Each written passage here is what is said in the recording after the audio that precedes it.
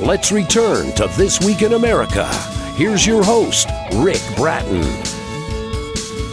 Welcome back, everybody. Coast to Coast, This Week in America. The Village of Lansing and its Airport by Robert Malkas is a history of how the Lansing Airport was developed into what it is today. The story looks at the fascinating and often underappreciated ways that it served the people of the village of Lansing and the entire Chicago Southland. While the book tells the history of events in the airport's development, it also provides a guided virtual tour through the pages of history and gives the reader an opportunity to participate as if they were actually reliving the experiences. The book is designed to revitalize the planned development of the airport in a format not typical of a historical memoir. Robert currently resides in Lansing, Illinois, where he first moved there. When he first moved there, he went to sleep every night under the first ever airport rotating beacon atop Henry Ford's hangar at the Chicago Hammond Airport. He came to believe he was being sent a message from Henry Ford himself about his contribution to the history of aviation in the United States. Robert, accepting the challenge, became the first chairman of a village commission assigned the task of managing the Lansing Airport's growth. He was later appointed airport manager and served in that position for 23 years until his retirement in 2008. And Robert Malkas, author of The Village of Lansing and its Airport, Past, Present, and Future, a personal memoir, is our guest on This Week in America. Robert, welcome to the program. A pleasure to have you with us. Thank you for having me. This was predestined. I love that story of going to sleep every night with the specter of Henry Ford there. This was something, what, aviation. Did you ever want to do anything other than aviation? I'm not really good at aviation until I started at the airport. I wasn't trained to do that. Really, I was a history teacher and spent 17 years teaching history. Then I got to Lansing and looked at this airport in back of me without any homes. I could see it actually the way airplanes were flying in and out. Oh, yes. And I felt that I should keep a record of what happened as the airport developed. You know, it's a fascinating story, the Village of Lansing and its airport. Robert Malkas, Malkas, is the author and our guest on the program today. Let's go back to the late 1970s. The Illinois Division of Aeronautics contacted officials in Lansing proposing an idea that basically would change its future economic growth potential. Talk about that, the importance of that time in history when Lansing was approached by state officials. The state came up with, probably just developed a program, the national program for starts, and the state actually implemented. The Transportation Improvement Program is what it was called, and basically it provided airports, or let's say just local sponsors, what the needed tools they need to develop their airport. They would provide funding if you play by the rules, and that's the key with everything.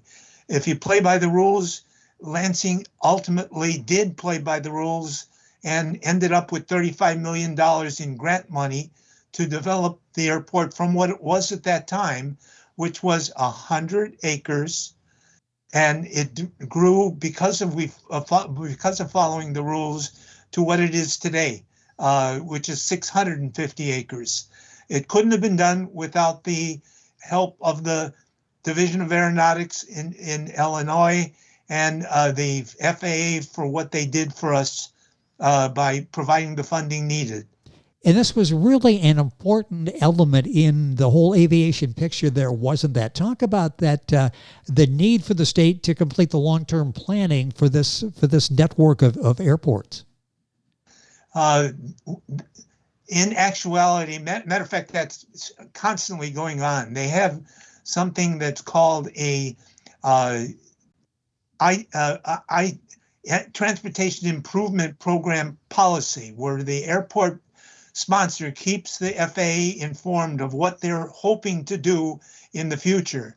And the future with Lansing was a 100-acre airport at that time, and one runway with a 2,400-foot length.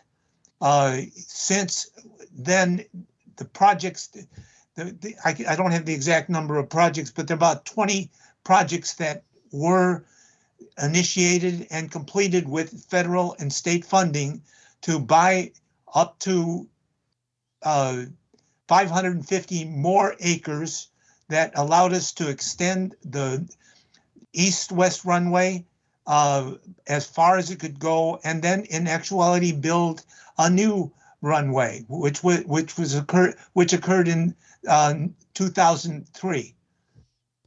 It's just an amazing story of how this began. It's all so well laid out and told in Robert's book, The Village of Lansing and Its Airport, Past, Present, Future, a Personal Memoir. Robert Malkas, that's Malkas, is the author and our guest on the program. This was going to be part of servicing smaller aircraft in the Chicagoland region, a very important part of transportation there. Let's go to like 1976. It's accepted. The journey begins at that point. What was the reaction of the residents in Lansing? That's a very interesting story. The initial reaction was negative. The idea of having 747s landing in the backyard of Lansing was not acceptable.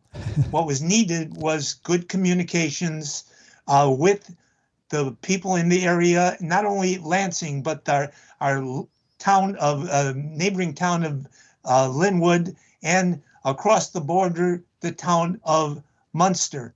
This sort of another thing that just happened today in Lansing, the village is reactivating its interest in extending the runway by 2,000 feet. And the article did get into the paper just yesterday, and at least 3 people responded saying, we don't want that type of thing in our town. That's the same type of problems that were brought up 20 years ago when we just began to develop it. A good management policy is to teach, which is what my basic career is, teaching. We taught the people of Lansing that this is going to be a benefit to them and to the entire region. And it even got to a point where when more discontent was occurring in one of the neighboring communities, I just decided to call a town meeting in the town of Dyer. I agreed to go visit. We went over to Dyer for the first meeting, and there were 50 or 60 people who wanted to explain to them why this was necessary. I told him 5 minutes of just explaining what a process was is the start. And then I listened to them for another hour and a half on what their questions were and concerns were, and communicated with them back, told them what they want. I said, if you still want me to come back, I'll come back in a month and we will discuss it even further. And that occurred. It got interesting because I got to be a friend of the people in Dyer. I was chopping at the Jewel, and they would come up to see me and say, thank you for all your help. We understand now.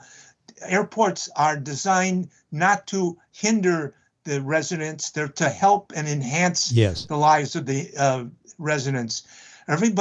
No one seems to think about the economic development that occurs once an airport is in place and developing. The economic development for Lansing was very effective as long as I was manager of the airport. After I left, it lost some of its direction. What I tried to do is to redirect the village by writing to them. I went to village board meetings, and I write for the local newspaper, which is an elegant way to communicate with people. The Lansing Journal saw merit in what I was saying and started to post my comments about the airport development, and then that branched off into local government, equal to another book I'm working on. It's the way people should communicate with one another. We have It is also interesting to note that after I make comments, the paper is structured so that people can comment to what I'm saying. Yes. It's all part of a long process. I just get started, and it's hard for me to back off a little bit. Well, there's that old teacher in you. Tell me where we should go next. Well, it's interesting. There's the old teacher in you coming out, and you have these objections, and you're listening, and you're answering those. And this was back in the day before, social media, where you had another platform, although sometimes that stirs up more unrest and untruths than it accomplishes. But this was before this. You had to go out there and become the face for what this meant. What was it like when people started to really understand the benefits of having an airport? They looked at it as a real asset for Lansing, didn't they? Yes, they did, and it's not a sprint; it's a marathon. Yes. Trying to do this. The idea of having aviation spur activity in the southern suburbs is really there. It even is getting more interesting because the Chicago Southland is also in the midst of a third airport being developed, which I don't know if you ever heard of. And I'm certain that there are a lot of people in the area that do not know that the South Suburban Airport is operational, and they're in the midst of a development program that will make it into a cargo airport in the near future, with the backing of Governor Pritzker. I'm trying to create an image or an aura about aviation being a cornerstone for what could happen in the southern suburbs if everybody gets behind the whole project. Yes. And the way things get started. My hope with Lansing is to be a reliever airport for that third airport. And it is the good part about it is that everything's done. All we have to do is execute. It gets a little difficult when you try to do this as a retired, concerned citizen. Yes. instead of convincing the people who are making decisions, this is the way it should be done. They're beginning to realize, I think, that I'm right, and they should go along with what I'm trying to advise them to do. I do it free of charge, just because I've got a passion for this airport. I got 40 years of my life tied up in it, and I'm not going to my grave knowing that I didn't finish the job I started. Well, you're continuing, and this book is a big part of it. The Village of Lansing and its Airport, Past, Present, Future, a personal memoir by Robert Malkas, Malkas. Book available at bookstore.dorancepublishing.com, at amazon.com, of course, and you can link on by going to our website, thisweekinamerica.us. You retired in 2008. Talk about that. And you just touched on that, how it's more difficult now to be one of the voices in the room rather than the person standing at the front of the room that's answering the questions and guiding the conversation and the thought process. What happened after you left in 2008, and where is Lansing now in this whole process? I think they're beginning to be awakened. I started by going to village board meetings, as I think all people should do who have interest in their communities. I expressed my point of view. In some cases, there was response. In other cases, they were disregarded. So I developed techniques. As I didn't get my way, I started to write to the officials personally. After that, I did what I thought was really elegant. I did a silent public comment thing, and I wrote the articles, made copies for the elected officials, and dropped them in their mailbox, and then never said another word. I'm working on their minds more than what happens at village board meetings. I'm trying to convince them that what is best for first Lansing, then the entire area, then Chicago Southland, is to make Lansing, allow, let's say, Lansing to develop the way it's supposed to it was intended to be developed. How was the book a part of that philosophy? The book is The Village of Lansing and its Airport, Past, Present, Future, a personal memoir by Robert Malkas, our guest on the program. This really is an extension of your work. It's not only a compelling story talking about a small town and this opportunity to really be part of something special and add to the growth of not only that town, but the region as well. This really is sort of what prodding everybody to continue the progress that was made. Yeah, just a word about the book itself. It's broken up into 4 parts. The first part is how this process all developed, moving from a 100-acre airport to everything that was necessary to make it into a 650-acre airport. The second part of the book is a virtual guided tour through the pages of history. I thought that was sort of cute. Yes. And all it does, I rely upon my own personal files to show the readers that there were things that happened at the airport during the first 10 years that it developed that were very beneficial to everyone. Just a couple of them. Air shows. We did land 2 Sikorsky helicopters on the airport. We did have a national air tour presented. We actually did do a miniature aircraft model operation. We were the site for a part of the trip of a very interesting group of two guys. They flew into Lansing as part of a 52-hour flight around the world in a Cessna 210. Wow. The cool part about it was that on their chartered trip, they stopped and had the people who met them sign the airplane. And I got a chance to do it when they stopped at Lansing. But your listeners would be curious to know that on their stop in Egypt, Anwar Sadat signed the plane. And in my book, it shows that signature. I don't think we got enough time to deal with the 20 different issues that are brought up in the book. The one other one that just comes to mind is a guy named Carl Unger, and his Breezy became a fixture at the airport. And there's a story about him and how he contributed to the airport's growth. Let me get the two other parts. The third part of the book is the Ford Trimotors development. I'm sorry, the Ford Hangars development. Okay. Over the 20 years that the airport did take control of it. And the third and the fourth part is the development of the Lansing Veterans Memorial, which is part of the airport also.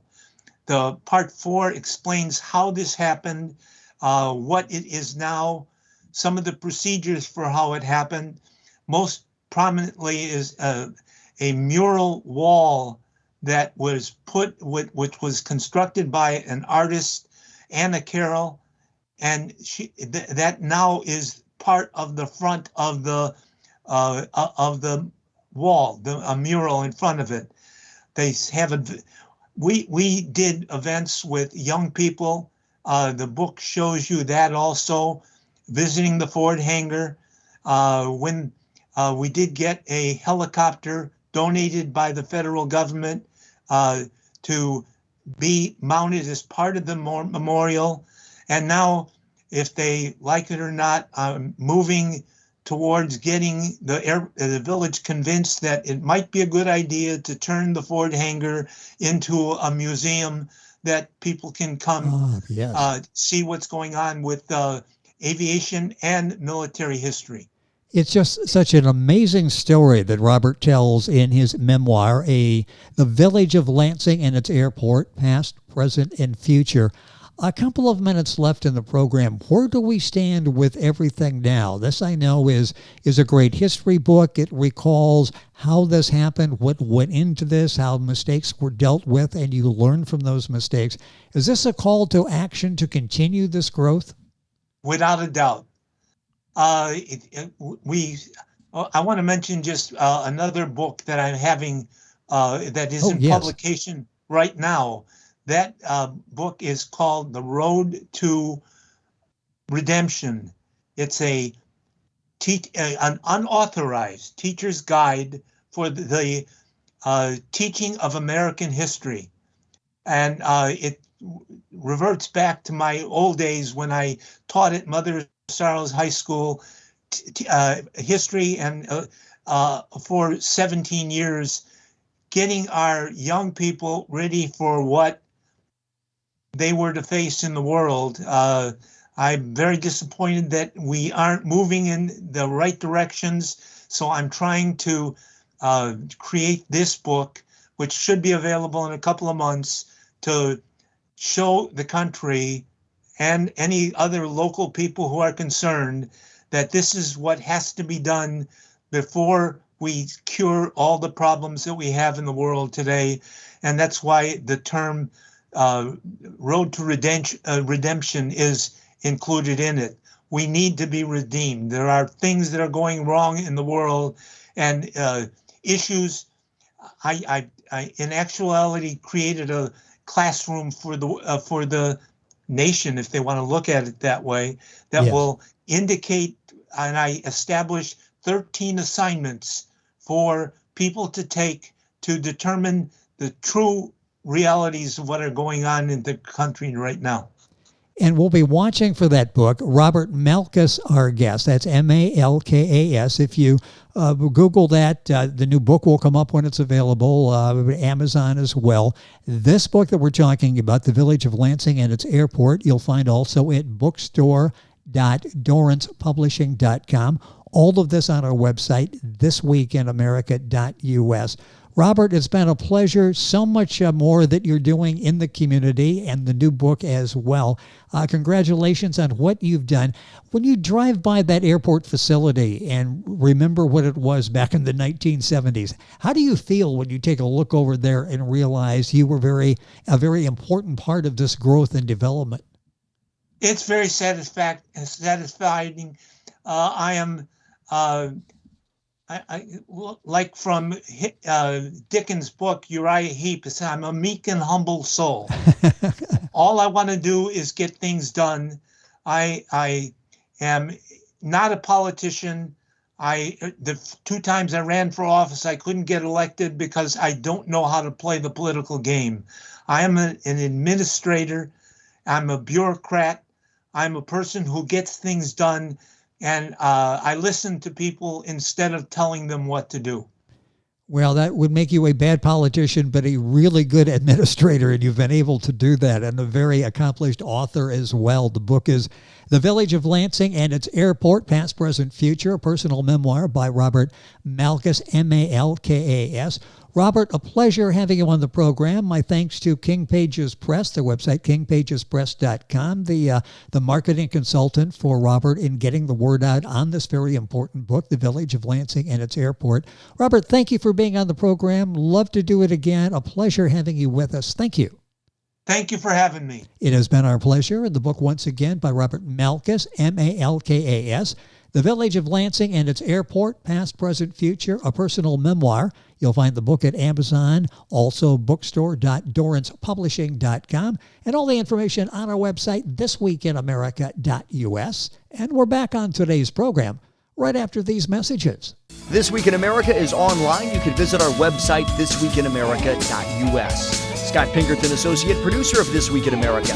Jay Anderson, Segment Producer. Ben Watson, Webmaster. Otto Bechet, Director of Engineering and TV Production. This Week in America produced and is a trademark of Blue Funk Broadcasting, LLC. For information on all of our guests and to listen to this week's show, our website again at thisweekinamerica.us. And I'm Sean Bratton, Executive Producer of This Week in America.